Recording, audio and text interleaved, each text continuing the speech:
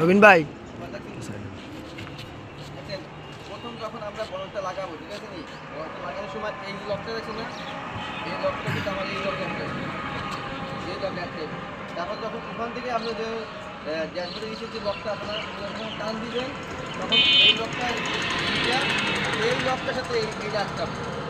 দেখছেন এটা, এই যে আটকাবে, কিন্তু তখন আমি টানও দিবে না, তখন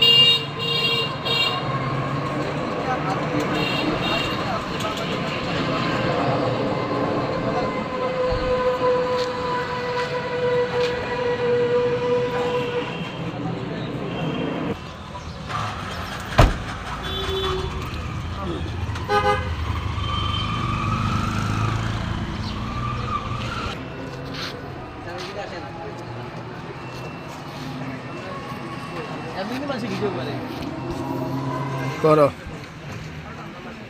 জিনিস মিল আছে, দেখছেন? একটা জিনিস মিল